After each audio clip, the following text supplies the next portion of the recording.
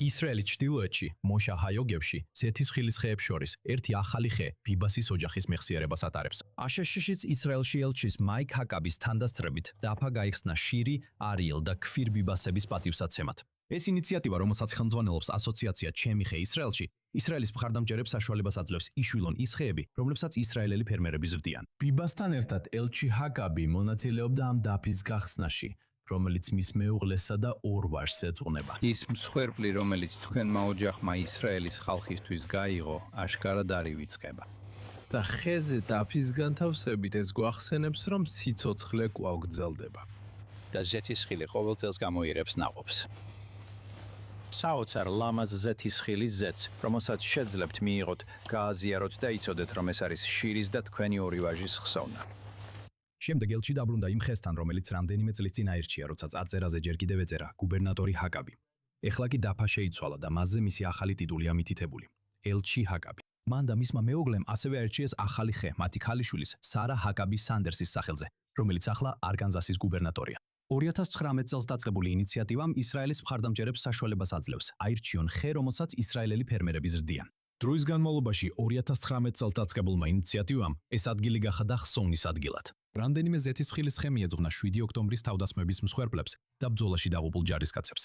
მათ შორის იყო რიფ ჰაროში. მისი მამაც დაესწრო ცერემონიალს და პატივი მიაგო შვილს იმ ხესთან, რომელიც ახლა მისი შვილის სახელს ატარებს. ის თითქმის 21 წლის იყო.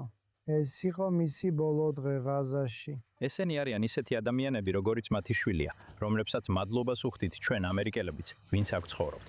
ისინი გვაიძულებენ ვილოცოთ და გვიცავენ ჩვენს. იქ მოკრეფილი ზეთისხილი შემდეგ მუშადება ზეთისხილის ზეთად მოშავის საწარმოში, რომლის წარმოებაც ეხმარება იმ ფერმებს, რომლებიც პროექტში მონაწილეობენ. მოსავლის აღების შემდეგ ზეთისხილს ასუფთავებენ და შემდეგ აკუცმაცებენ, სანამ ცენტრიბებში გაგზავნიან. სწორედ აქ ხდება ზეთის გამოყოფა წყლისა და ნაყოფის ნარჩენებისგან. შემდეგ ზეთს ბოთლებში ასხამენ და აგზავნიან ხეების სპონსორებთან მსოფლიოს სხვადასხვა კუთხეში. ხის მიძღვნა ოჯახისთვის ან კომპანიისთვის ძალიან ბუნებრივი ჟესტია. ჩვენ მე და იარდენიც, შირიც, ბავშვობიდანვე კიბუცნიკები ვართ და ძალიან ახლოს ვართ ბუნებასთან და სოფლის მეურნეობასთან. ეს პროექტი, სადაც ამერიკელი ებრაელები ფაქტობრივად მფარველობენ ისრაელელ ფერმერებს და ეხმარებიან მათ, ძალიან მოგტონს და ძალიან შეგძრა, რომ აირჩიეს ხის მიძღვნა შირის, არიელის და ქფირის სახელზე. ელჩისთვის, ჰაკაბისთვის ეს ცერემონია მხოლოდ ოჯახების პატივისცემას არ ნიშნავს. ეს ასევე არის შეხსენება იმისა, თუ რას წარმოადგენდა 7 ოქტომბერი ისრაელელებისთვის. ჩემთვის ძალიან მძიმეა შევხვდე ოჯახს, რომელმაც ამდენი ტანჯვა გადაიტანა და ვნახო იარდენი, რომელმაც ჰამასის ურჩხულებს ცოლი და ორივე ვაჟი დაკარგა.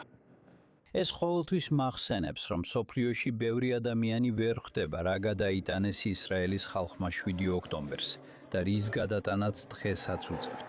და ვისურვებდი, რომ უფრო მეტ ადამიანს ესმოდეს, რამდენად საშინელი იყო თავდასხმები მშვიდობიან მოსახლეობაზე, ამ შემთხვევაში ოჯახზე, პატარა ბიჭებზე, ცოლზე. ეს არის ის, რაც ამ ტერორისტულ აქტს სრულიად საშინელს და ბოროტს ხდის. და უბრალოდ ვისურვებდი, რომ დანარჩენ მსოფლიოს მეტი გაგება ქონდეს იმის შესახებ, თუ რას გადაიტანა ისრაელმა და რას უწევს გაკეთება იმისთვის, რომ ეს აღარასოდეს განმეორდეს. მემორიალური მნიშვნელობის მიღმა, ეს ვიზიტი ასევე განსაკუთრებით მგრძნობიარე დიპლომატიურ კონტექსტში შედგა. ჰაკაბიმ გამოხატა რწმენა ვაშინგტონსა და იერუსალიმს შორის ურთიერთობების სიმტკიცეში.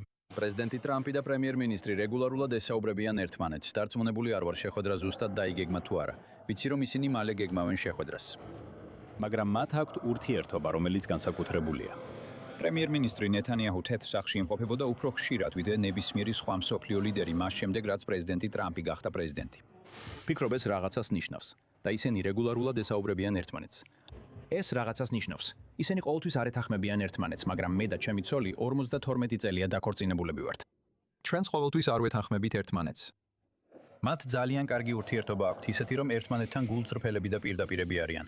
ამ ზეთისხილის ხეების მეშვეობით მიზანი ორმაგია. ისრაელელი ფერმერების მხარდაჭერა და იმ ადამიანების ხსოვნის შენარჩუნება, ვისი სახელებიც თითქმის 3 წლის შემდეგაც კი კვლავ ისმის ქვეყანაში 7 ოქტომბრის შემდეგ.